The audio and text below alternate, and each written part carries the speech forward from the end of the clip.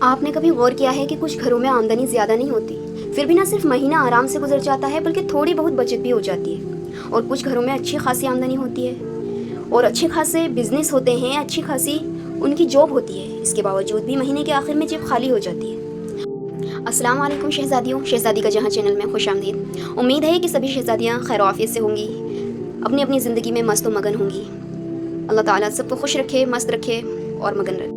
آج میں اپنی شہزادیوں کے ساتھ اپنی ایسی چند عادتیں شیئر کرنا چاہتی ہوں جس سے کہ میں اپنی اتنی کم تنخواہ میں، اتنی کم آمدنی کے باوجود اپنے گھر کا خرچ بھی چلاتی ہوں، اپنے بچوں کا بھی خرچ چلاتی ہوں اور اس میں سے تھوڑی بہت بچت بھی ہو جاتی ہے۔ جی ہاں، گھر چلانے کے لیے بہت زیادہ آمدنی معنی نہیں رکھتی۔ بہت سی جگہ ایسی ہوتی ہیں کہ جہاں آمدنی بہت زیادہ ہوتی ہے، تنخواہ بہت زیادہ ہوتی ہے، لیکن خواتین کی نادانی کی وجہ سے اس گھر میں بالکل برکت نہیں ہوتی ہے، بالکل گھر کے خرچ پورے کرنے ان کے لیے مہینے کے آخر میں مشکل ہو جاتا ہے۔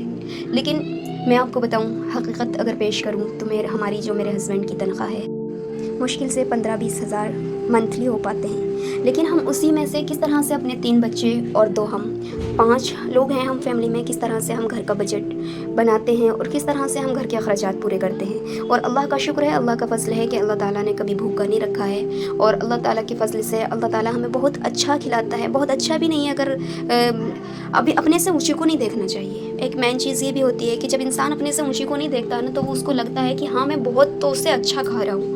ہمیشہ اپنے سے نیچے والے کے اوپر نظر رکھنی چاہیے۔ ہم ہمیشہ اپنے سے نیچے والے کے اوپر نظر رکھتے ہیں کہ ہم سے نیچے والے جو لوگ ہیں ان کو وقت پر کھانا میسر بھی نہیں ہوتا، اور ہمیں الحمدللہ ثم الحمدللہ تینوں وقت پر وقت سے کھانا میسر ہو جاتا ہے اور تازہ کھانا میسر ہو جاتا ہے۔ یہ اللہ کا بہت بڑا کرم ہے اور بہت بڑا انعام ہے کہ پوری فیملی ایک ساتھ بیٹھ کر سکون کے ساتھ، محبتوں کے ساتھ کھانا کھاتے ہیں۔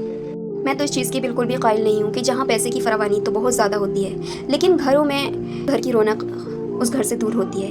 کہیں بچے دور ہوتے ہیں تو کہیں شوہر گھر سے باہر کمانے کے لیے نکل گئے ہوتے ہیں۔ ایسے پیسے کا کیا فائدہ، ایسے بجٹ کا، ایسی کمائی کا کیا فائدہ جس گھر میں سکون کے ساتھ، محبت کے ساتھ پوری فیملی ایک ساتھ بیٹھ کر کھانا ہی نہ کھا سکے۔ میں اس چیز کی بہت زیادہ خلاف ہوں کہ جہاں زیادہ آمدنی کی وجہ سے بچوں کو یا ہسبینڈ کو باہر بھیج دیا جاتا ہے۔ بلکہ میں تو یہ کہتی ہوں کہ اگر آپ کا کام باہر ہے تو اپنی اہل و عیال کے ساتھ باہر رہیں، جہاں بھی آپ کا کام ہے وہاں پر رہیں۔ ایک کہاوت بھی ہے بڑے بوڑھوں کی، باپ کے دیش نہ رہیو، ناج کے دیش رہیو۔ ناج کے دیش رہو لیکن اپنے اہل و عیال کے ساتھ رہو، کم سے کم زندگی میں ایک دوسرے کو محبت تو دے سکو، پیار کے ساتھ زندگی تو گزار سکو۔ اور دوسری چیز ہے عورت کی چھوٹی چھوٹی چالاکیاں، چھوٹی چھوٹی محنتیں، چھوٹی چھوٹی کوششیں، جس سے عورت اپنے گھر کے بہت سارے پیسے بچا لیتی ہے۔ جیسے کہ آپ اسکرین پہ دیکھ رہے ہو، میں تو بہت ساری چیزیں ایسی ہوتی ہیں جو میں مارکیٹ میں دیکھ کر کے آتی ہوں، اور میں خریدنے سے، اگر میرے بچے ہسبینڈ کہہ رہے ہوتے ہیں، میں منع کر دیتی ہوں کہ یہ چیز میں گھر پہ بنا سکتی ہوں۔ یہ جو میں نے ٹوپی بنائی ہے، پگڑی بنائی ہے، اس پگڑی کو بہت ٹائم سے میرے ہسبینڈ اس کو پسند کیے ہوئے تھے، لیکن پیسے کی وجہ سے اس کو چھوڑ کے آ جاتے تھے۔ معلوم ہے اس کے پرائز کتنے تھے؟ اس کے پرائز ہیں 500 روپیز، اور ایک ٹوپی خالی 500 روپیز کی ہمارے لیے کافی بڑی اماؤنٹ ہے۔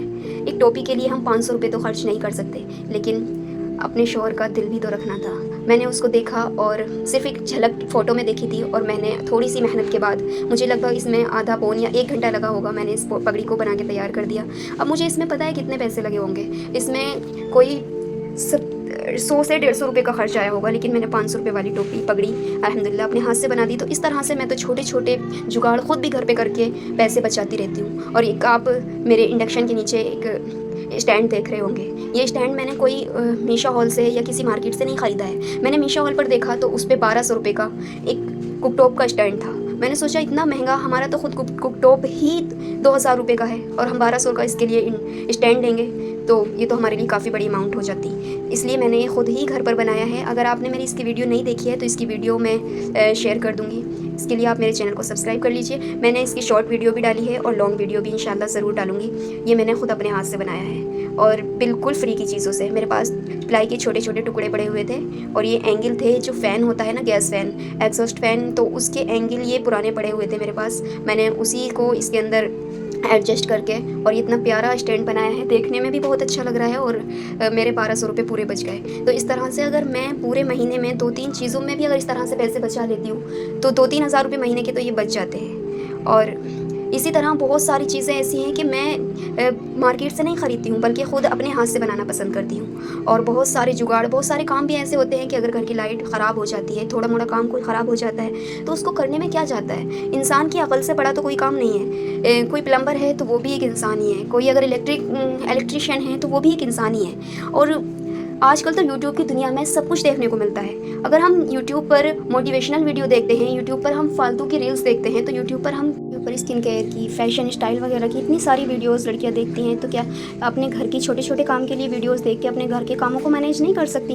बिल्कुल कर सकती हैं। मैं तो खुद अपने घर के काम खुद मैनेज करती हूँ। और छोटे छोटे काम के लिए अगर हम इलेक्ट्रीशियन को बुलाएं, प्लम्बर को बुलाएं, वो छोटे छोटे से कामों के 200, 400, 600 रुपये ले जाते हैं। तो दिन के अगर हमारा एक छोटे से काम, महीने का अगर हमारा एक छोटा सा काम अगर घर में हमारे आके पड़ गया है, उस काम के लिए हम इलेक्ट्रीशियन को बुलाएंगे, 400-600 रुपये लेकर जाएगा। अगर हम वो काम खुद से घर पे कर लेंगे तो हमारे महीने के 400-600 रुपये तो ये आराम से बच जाता है। तो ये छोटी छोटी सी ट्रिक्स हुआ करती हैं जिनसे समझदार औरत खुद से अपने घर पे अपने घर के काम को मैनेज करती है, और फिर उसी पैसे में से, उसी तनख्वाह में से, जिसमें से घर का खर्च चलता है, उसी में से थोड़ी थोड़ी सेविंग भी करती रहती हैं इन छोटी छोटी समझदारियों के साथ। अगर हम हर चीज़ के लिए अपने आप को, हम छोटी छोटी चीज़ों के लिए परफेक्टनेस देखेंगे कि मान लीजिए स्पाइसेस के डब्बे हैं, तो हम स्पाइसेस के बॉक्स के लिए हम अच्छे खासे ब्रांडेड बॉक्स ख़रीद कर मार्केट से लेकर आएंगे। उसकी जगह ये भी तो हो सकता है कि हमारे घर में खाली बॉक्सेस हो जाते हैं, होटल के डब्बे भी रहते हैं, और इसके अलावा भी दवाइयों के या अचार वगैरह के डब्बे होते हैं। हम उनको अच्छी तरीके से अगर लेबल लगा के या अच्छी तरीके से साफ़ करके अगर हम अपने किचन में रखें, स्पाइसेस रख के, कितने सारे हमारे ये सारे पैसे बच जाते हैं।